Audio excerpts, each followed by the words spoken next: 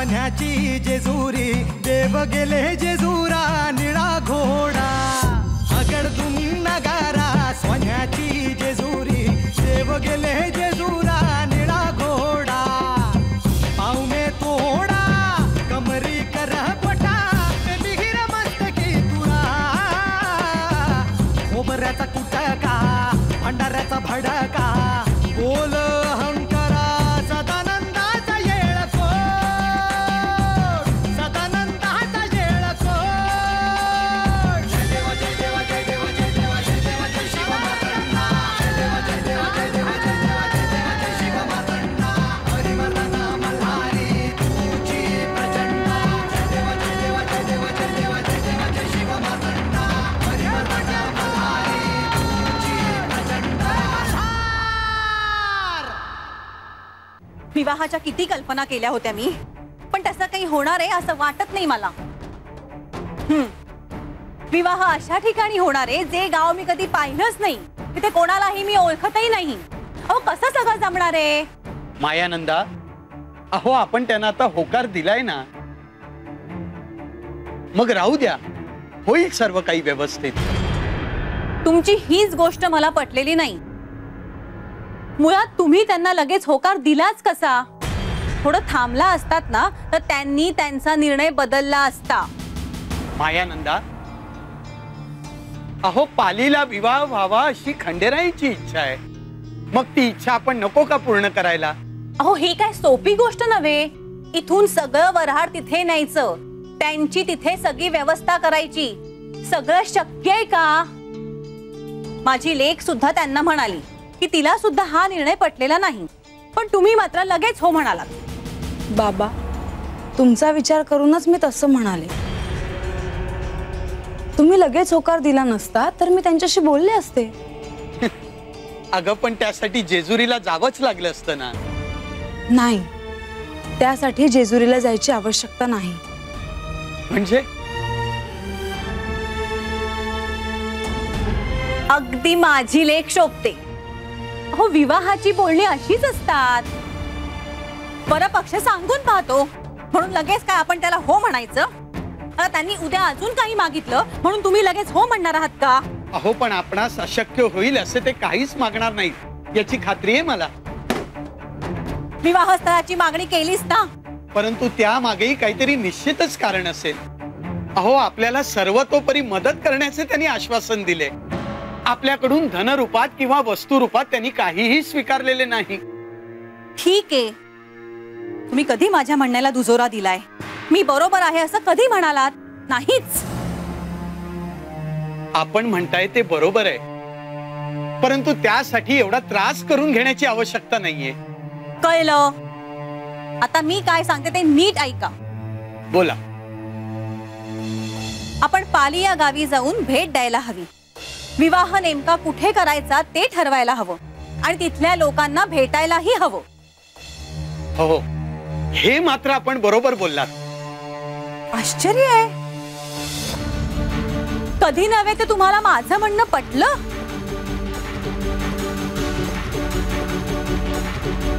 देवा परमेश्वरा, पाहतोयस ना हे सगळं?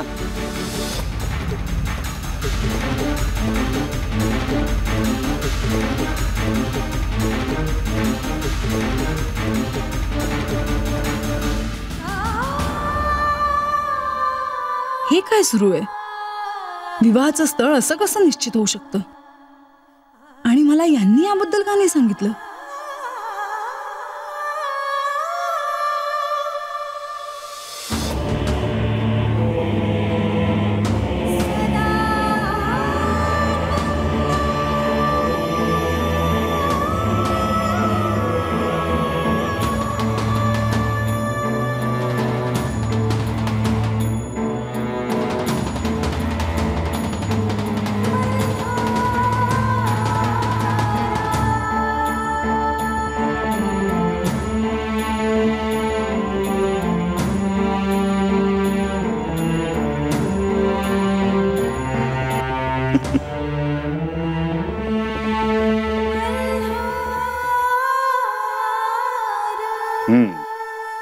बोलावे.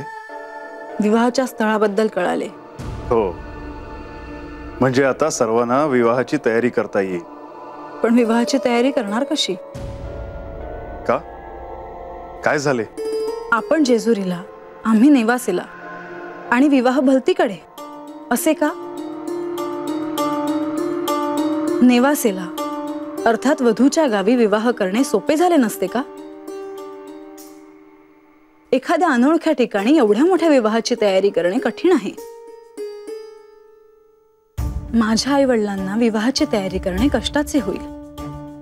माझा नाही तर नाही, निदान त्यांचा तरी विचार करा. आणि आपण मला भेटलात तेव्हा या संदर्भात बोलला देखील नाही.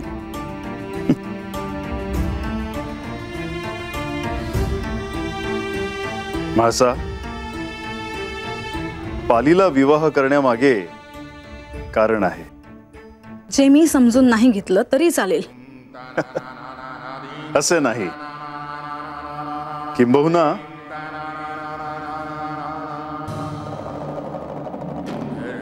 तू ते समजून घ्यावं असे मला वाटते. खर तर मी तुला सांगायला हवं होतं, परंतु आपल्या विवाहाचे जे स्वप्न तू पाहिले आहेस ते पालीला पूर्ण होईल. नेवासेला नाही आणि पालीला ते पूर्ण होणार. नेवासेला नाही तर नाही, पण मला जेजुरीला आवडलं असतं. म्हाळसा, जसे जेजुरी सर्वदूर प्रसिद्ध होत आहे तसेच पालीचे आहे. हे गाव भविष्यात आपल्या विवाहामुळे आणि माझ्या एका भक्तामुळे सर्वांना माहित होईल. तुम्ही कोणाबद्दल बोलत आहात? तिचे नाव आहे पालाई. हिच्याबद्दल आपण आधी कधी सांगितले नाही. अशी कोण आहे ही जिच्यासाठी आपण पालीला विवाह करणार आहोत? एक वृद्ध स्त्री आहे जिला मी भेटलो आणि तिची इच्छा पूर्ण केली. असा तिच्या भक्तीने ते गाव पवित्र झाले आहे. थोडक्यात आपला विवाह पालीला होणार.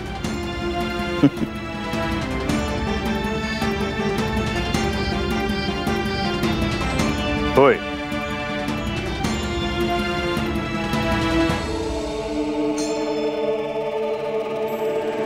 आता या क्षणी मला सर्वात जास्त आठवण येते ना, तर ती महाशास्त्रींची. अहो, केवढा मोठा आधार होता त्यांचा आपल्याला. अशा मंगल कार्यात एखादी वडीलधारी व्यक्ती आपल्यासोबत असल्याने खूप फरक पडतो. खरंय आपलं. अहो, पण त्यांचा आणि आपला ऋणानुबंध एवढाच होता. मलाही त्यांची खूप आठवण येते. किती अचूक मार्गदर्शन करायचे नाही ते. बरं, मला सांगा, आपल्याकडून हेगडी प्रधान आणि त्यांची पत्नी यांचं यथासांग स्वागत झालं ना? हो हो, पण असे का विचारलेत आपण? तसं नव्हे, पण शेवटी ती वरपक्षाची माणसं. चुकून मानपान राहिला तर दुखावली जायची आणि त्याचा त्रास नंतर आपल्या मुलीला व्हायचा. अहो, किती सोज्वळ आणि प्रांजळ होती ती दोघ जण. मला तर वाटलं साक्षात लक्ष्मी नारायणाचा जोडाच आपल्या घरी आला. काय तेज होत नाही त्यांच्या चेहऱ्यावर.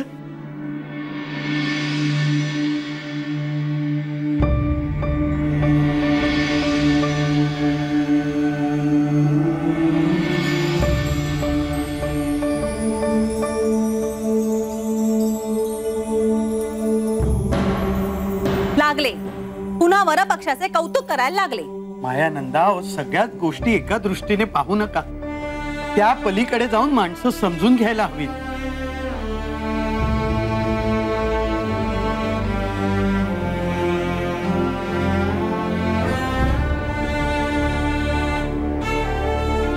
नमस्कार, मी माधव.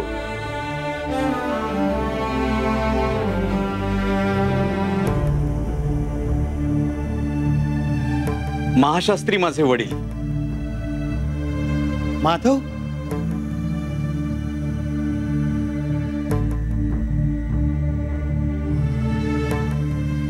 माधव, अहो किती मोठे झालात आपण. लहानपणी बघितले होते आपल्याला. कुठे होतात आपण? काशी क्षेत्री होतो. वेदाध्ययन सुरू होते.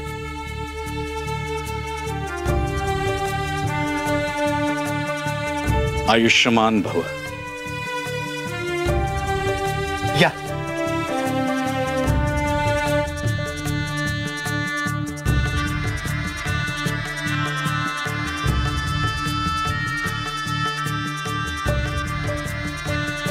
या.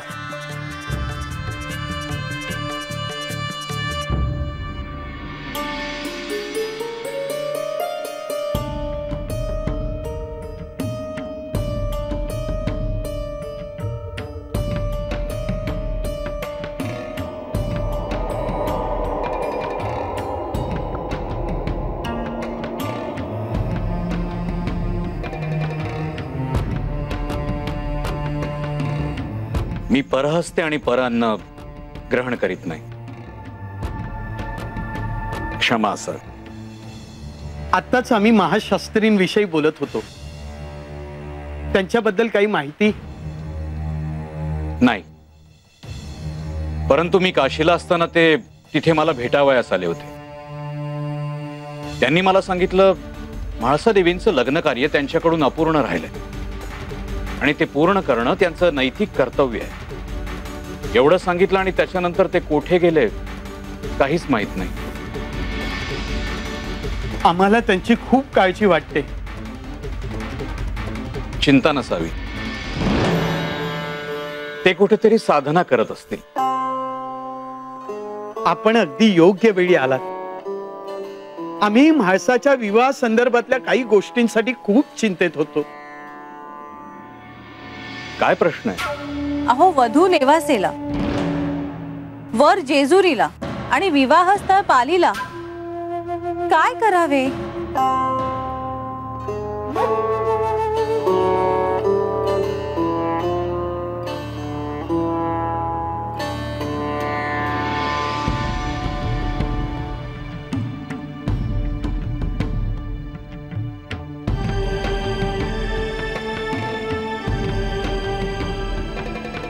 विवाहस्थळ योग्य आहे, त्याविषयी आपल्या मनात कोणतीही शंका ठेवू नये.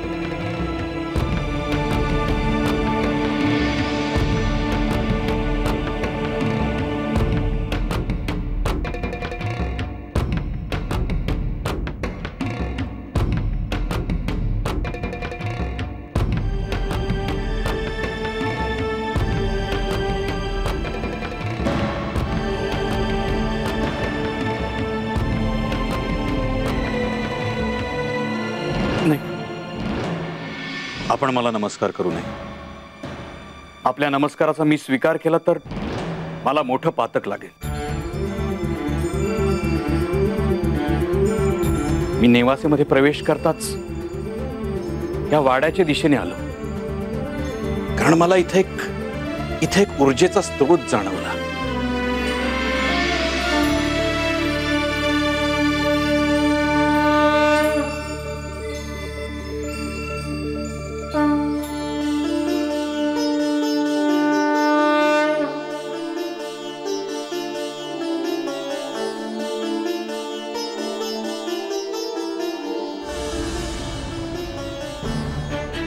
मला आपणा दोघांशी एकांतात बोलायचं.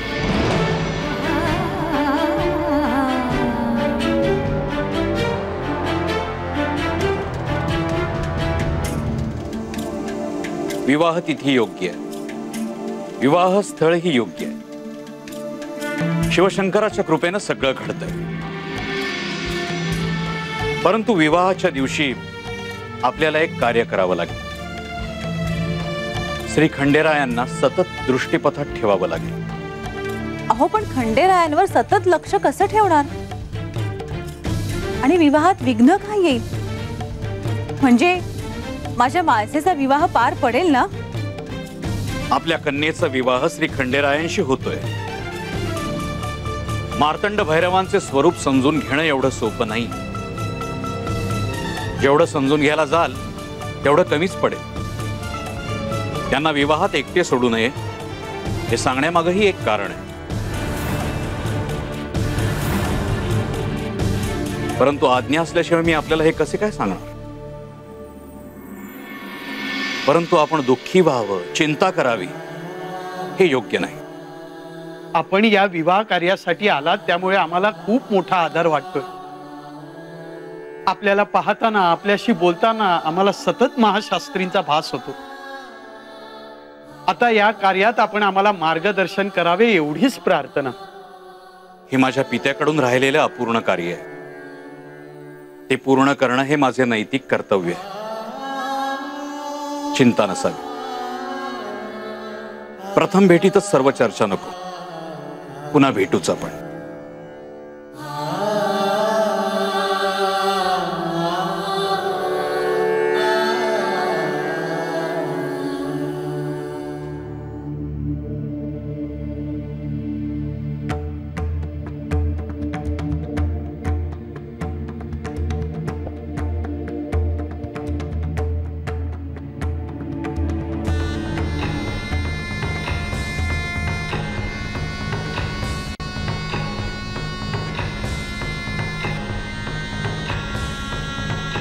माधव शास्त्रींनी आईबाबांना असे काय सांगितले? माझ्यासमोर त्यांना ते का सांगायचे नव्हते? महाशास्त्री असते तर एक वेळी मी थेट त्यांनाच विचारले असते. पण माधव शास्त्रींना मी लहानपणी पाहिले होते. त्यानंतर आत्ताच पाहते आहे. त्यांना मी थेट कसे विचारू? पुन्हा अशी काय समस्या आहे की मलाच कळू नये? विवाहासंदर्भात काही नसावे म्हणजे झाले. प्रधानजी घरी येऊन गेले त्या संदर्भात तर काही नसेल.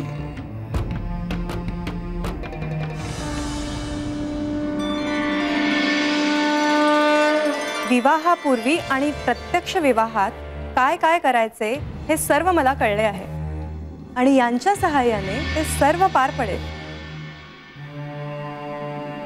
देवी, आपल्याला काहीही आवश्यकता असल्यास आपण थेट मला सांगा. सगळं ठीक आहे, परंतु देवी, आल्यापासून आपण सतत कामात आहात, तेव्हा आमच्या प्रधानजींनाही आपण वेळ द्यावा असे मी सुचवेन.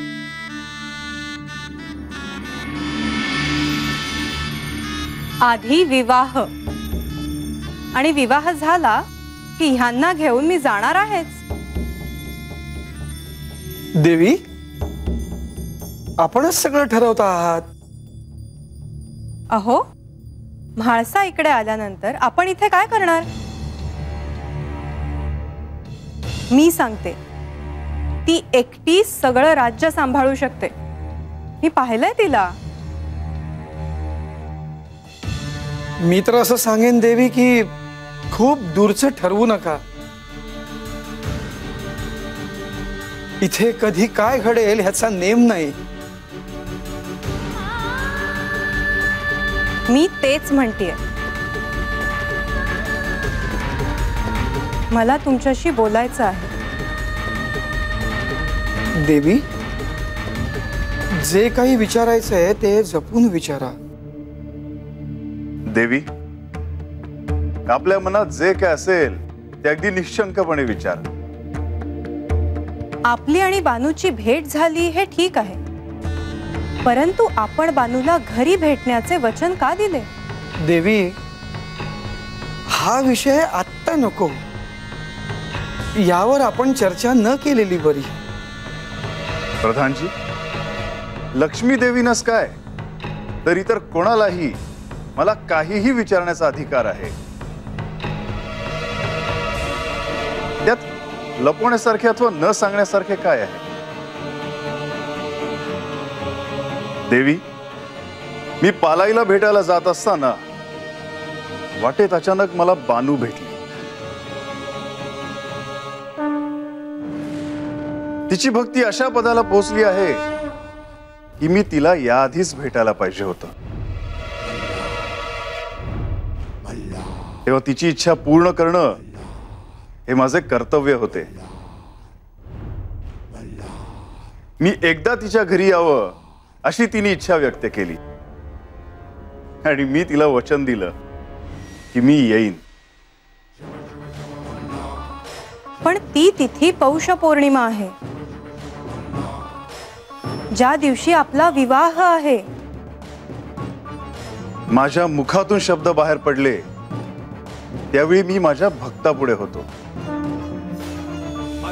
माझ्यासाठी सभोवतालच्या जगाचे काहीच अस्तित्व नव्हते. मी त्या क्षणात होतो.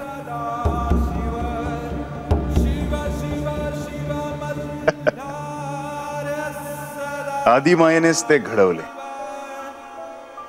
देवा,